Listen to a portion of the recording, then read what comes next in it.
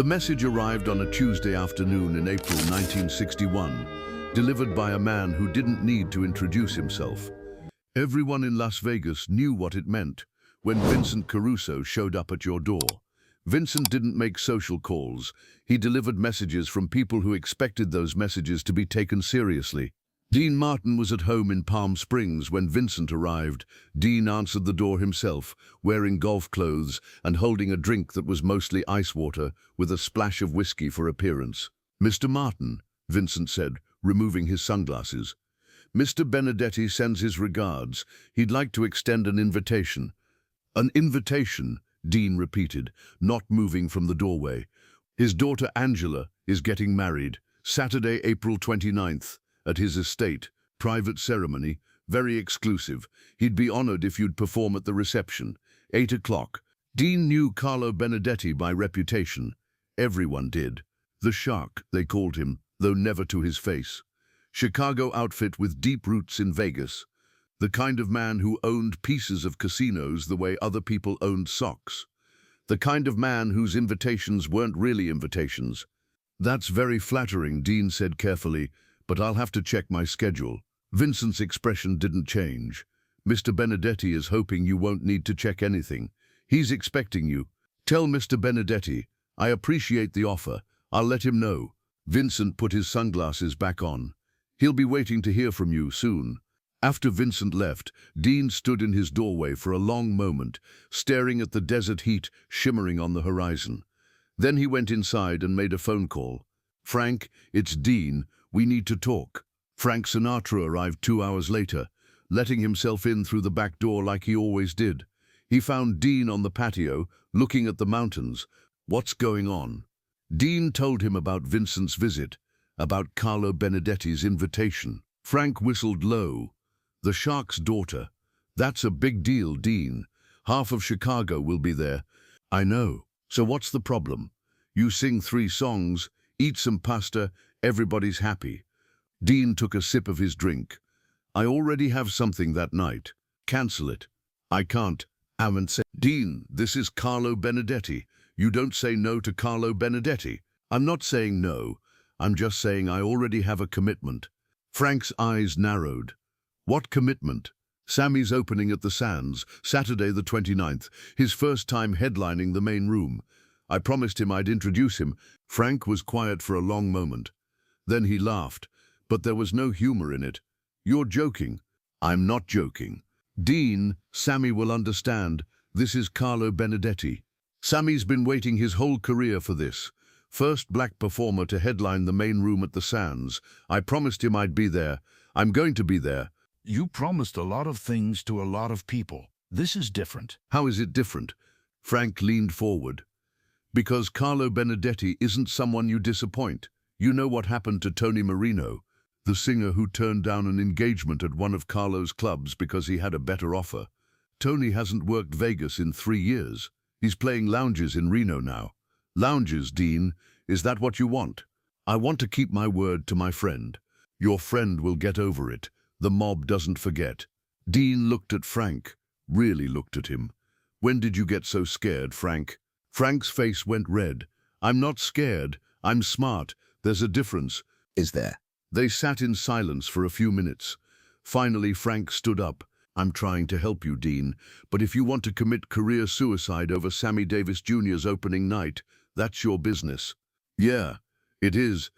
Frank left without another word.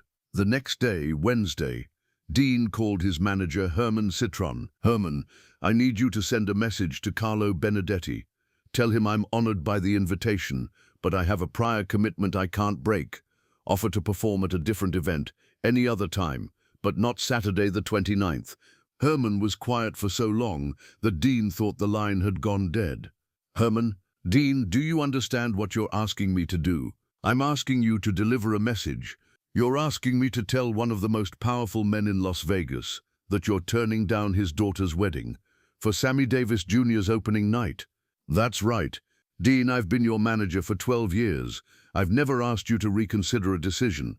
I'm asking now, please, don't do this. Message needs to be delivered today, Herman. Can you do it or should I find someone else?" Herman sighed. "I'll do it, But Dean, after this I might not be able to protect you from the consequences. I'm not asking you to protect me. I'm asking you to deliver a message. The response came Thursday morning, not from Herman, from Vincent Caruso, appearing at Dean's door again. This time Vincent didn't bother with pleasantries. Mr. Benedetti received your message. He's disappointed. He's also confused. He's trying to understand why Dean Martin would choose to introduce Sammy Davis Jr. over performing at his daughter's wedding. It's not a choice between Sammy and Mr. Benedetti's daughter, Dean said. It's a choice between keeping my word and breaking it. I already gave my word to Sammy. Mr. Benedetti is giving you an opportunity to reconsider. He's a reasonable man. He understands that sometimes people make mistakes. If you reconsider by end of business today, he'll forget this ever happened. And if I don't reconsider? Vincent looked at Dean with something that might have been sympathy or pity. It was hard to tell. Then Mr. Benedetti will remember it for a very long time. After Vincent left, Dean called Sammy. Sam, we need to talk. They met at Dean's house that afternoon. Sammy arrived with his usual energy, smiling, full of stories about rehearsals. Then he saw Dean's face. What's wrong? Dean told him everything. The invitation, the reconsideration, the 24-hour deadline that was now down to about 6 hours. Sammy listened without interrupting. When Dean finished, Sammy was quiet for a long time. Dean, you have to do the wedding. No. Dean, this is Carlo Benedetti. This isn't some casino manager you can walk away from. This is the mob. I know who it is. Then you know what they can do to your career. They can end it, Dean. One word from Carlo Benedetti, and you'll never work Vegas again. Maybe never work anywhere again. I gave you my word, Sam, and I'm releasing you from it. Go to the wedding, sing at the reception. I'll be fine. No, you won't. This is your first time headlining the main room. You've been working toward this your whole career. You need someone to introduce you, someone who matters, someone who shows the audience that you belong there. Sammy's eyes were wet. Dean, I can get someone else to introduce me. What I can't do is watch you destroy your career for my opening night. It's not just your opening night, Sam. It's bigger than that. You know it is. Sammy did know. The Sands had never had a black headliner in the main showroom. Never. This was history. This was Sammy finally getting what he deserved after years of playing smaller rooms, after-hours shows, the slots other performers didn't want. This was validation. And Dean had promised to be there, had promised to stand on that stage and tell the audience, tell the world, that Sammy Davis Jr. belonged in that spotlight. I won't let you do this, Sammy said. It's not your decision to make. Dean, Sam, listen to me. I've made a lot of compromises in my life. I've looked the other way at things I didn't agree with. I've stayed quiet when I should have spoken up. But this, I can't compromise on this. If I abandon you now, after everything you've been through to get here, what does that make me? It makes you smart. It makes you someone who understands how Vegas works. No, it makes me a coward, and I'm not going to be that. Sammy stood up, pacing. You're going to get blacklisted. You know that, right? Carlo Benedetti doesn't bluff. If you don't show up to his daughter's wedding, he'll make sure you never work Vegas again. Then I guess I won't work Vegas again. Dean, I'm done talking about this, Sam. I made my decision. I'll be at the Sands on Saturday night at 8 o'clock. I'll introduce you, and whatever happens after that, happens. Sammy left without another word. Dean could see him wiping his eyes as he got into his car. Thursday evening came and went. Dean didn't call Herman, didn't send a message to Carlo Benedetti. The deadline passed. Friday morning, Frank called. You didn't reconsider. No.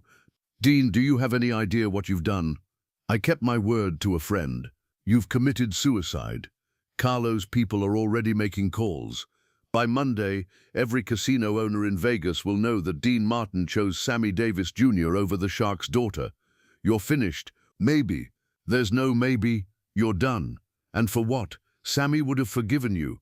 But I wouldn't have forgiven myself. Frank hung up. Saturday arrived. Dean spent most of the day alone.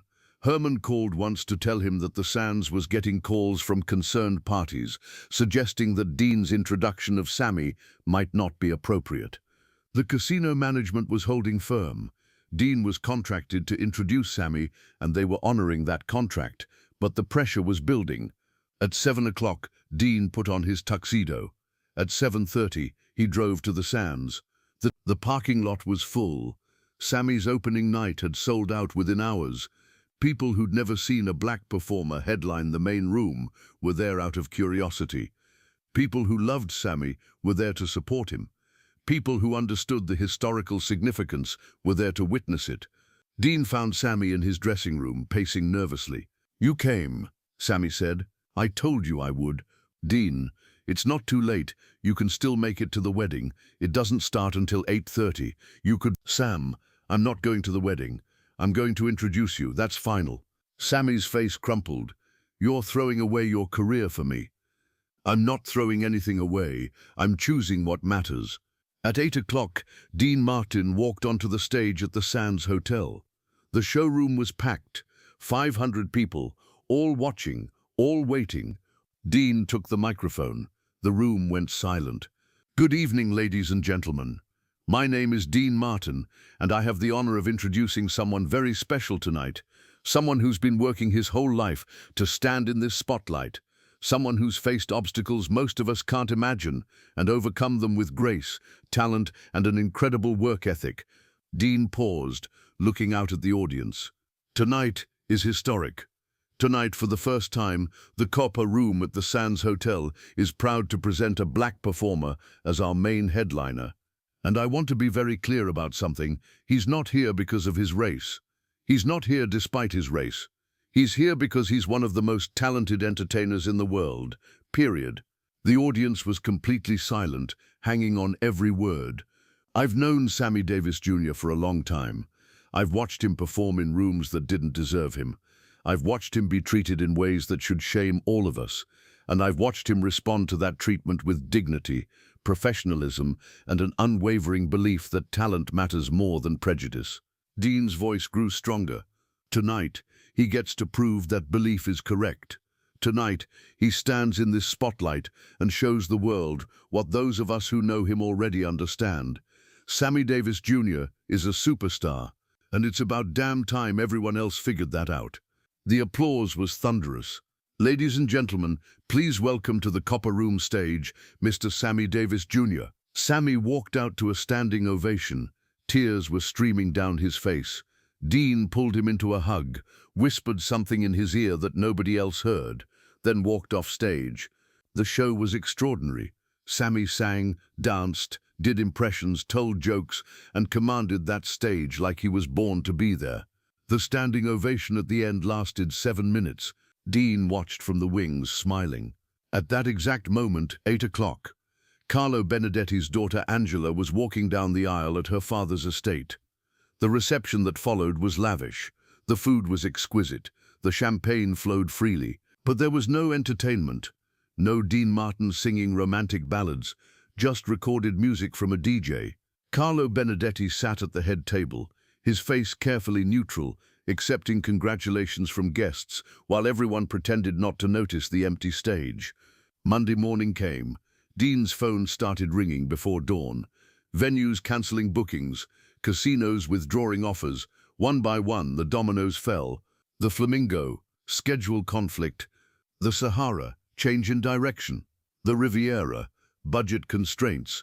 By the end of the week, every major casino in Vegas had found a reason why they couldn't book Dean Martin. The blacklist was real. The blacklist was total. Herman called with the damage assessment.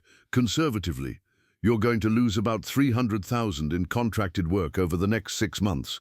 Maybe more if this goes longer than 6 months. How long do you think it'll go?" "Dean, I don't know if it ends. Carlo Benedetti doesn't forget. This could be permanent. Then I guess I'll work somewhere else." "Where?" "Atlantic City won't touch you if Vegas has blacklisted you. Reno won't go against the shark. Where exactly are you planning to work?" "I'll figure it out." But for the first time, Dean heard uncertainty in his own voice. The blacklist lasted 3 months, the longest 3 months of Dean's career. He took smaller gigs, clubs in Miami, theaters in New York, anywhere that wasn't under Carlo Benedetti's influence. The money was decent, but the venues were a step down. sometimes several steps down. Frank refused to talk to him.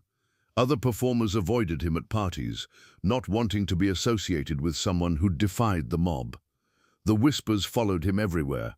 That's Dean Martin, the guy who chose Sammy Davis over the Shark's daughter. Can you believe it? But something unexpected happened. Sammy's opening night at the Sands had been such a massive success that other casinos started taking notice. If audiences would pack a showroom to see a black headliner, maybe there was money in breaking the color barrier. Maybe the old rules were worth reconsidering. Within 2 months, the Flamingo booked Nat King Cole as a headliner. The Desert Inn brought in Ella Fitzgerald. The walls that had kept black performers in the small rooms and late-night slots were starting to crack. And people remembered who'd been willing to stick his neck out when it mattered, who'd walked onto that stage knowing he might never work Vegas again. In July, 3 months after the wedding, Dean got a call from an unexpected source. "Mr. Martin, this is Jack Entratter, the entertainment director at the Sands. I'd like to discuss booking you for a residency, 6 weeks starting in September." Dean was cautious. "Jack, you know the situation. The blacklist is ending. Carlo Benedetti doesn't control the Sands. And frankly, we've been fielding calls from audiences asking when you're coming back. Turns out people respect what you did. Turns out standing up for your principles is good for business." "What about Carlo?" "Carlo's been making noise, but his influence isn't what it used to be. Times are changing, Dean. You helped change them. The residency at the Sands was announced in August. Other casinos began calling. By September, Dean was back in Vegas, performing to sold-out crowds. The blacklist was over. But Dean and Carlo Benedetti's relationship wasn't. They saw each other occasionally at restaurants, at clubs, at the kinds of places powerful men in Vegas inevitably crossed paths. They never spoke. Carlo would see Dean across a room and his face would go cold. Dean would nod politely and look away. It stayed that way for 3 years. In 1964, Sammy was performing at the Sands again. Not his first time anymore, but his 20th, his 30th, a regular fixture now, when Carlo Benedetti showed up in the audience. Nobody knew why. Carlo didn't usually attend shows, especially not shows featuring the man Dean had chosen over his daughter's wedding. But there he was, sitting in the back, watching Sammy perform, even when he couldn't. After the show, Carlo asked to see Sammy backstage. Sammy was terrified. This was the Shark, the man whose daughter's wedding Dean had skipped for Sammy's opening night. The man who could still make problems, even if his power was fading. But Carlo didn't make threats. He extended his hand. "Mr. Davis, that was a hell of a show." Sammy shook his hand, confused. "I want you to know something," Carlo said. "I was angry at Dean Martin for a long time, very angry. But I've been thinking about it, about what he did, and I've come to realize something." "What's that, sir?" "He made a choice that took guts. He valued loyalty over self-preservation. In my world, we understand loyalty. We respect it. I didn't like that his loyalty wasn't to me, but I respect that it meant something to him." Carlo looked at Sammy carefully. "Dean Martin sacrificed his career for you. Not many men would do that. You're lucky to have a friend like that." "I know, sir. Every day, I know." Carlo nodded. "Good. Don't forget it." He started to leave, then turned back. "Tell Dean I said hello. Tell him Carlo Benedetti respects what he did, doesn't forgive it, but respects it." When Sammy told Dean about the encounter, Dean was quiet for a long time. "Did he really say that?" "Word for word. Carlo Benedetti respects me." "That's something. Dean, do you regret it? The blacklist, the lost work, all of it." Dean thought about it, really thought about it. "Sam, I lost $300,000 and 3 months of work, but I got to introduce you on the most important night of your career. I got to stand on that stage and tell the world you deserve to be there, and I got to keep my word to someone I care about." Dean smiled. "No, I don't regret it. Not for a second." Years later, after both Dean and Carlo were gone, after Vegas had changed beyond recognition, after the mob's influence had faded into history, Sammy would tell the story at dinner parties, at interviews, any time someone asked about Dean Martin.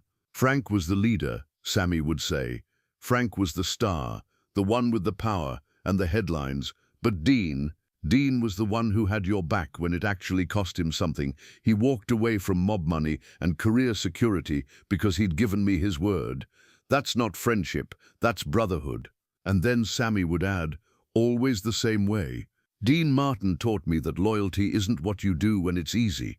It's what you do when it costs you everything. And he paid that cost without hesitation. That's the real story of the night Dean Martin had to choose between a mob boss's daughter's wedding and Sammy Davis Jr.'s opening night. Not a story about heroism or grand gestures, but a story about a man who looked at the price of keeping his word and decided he could afford it.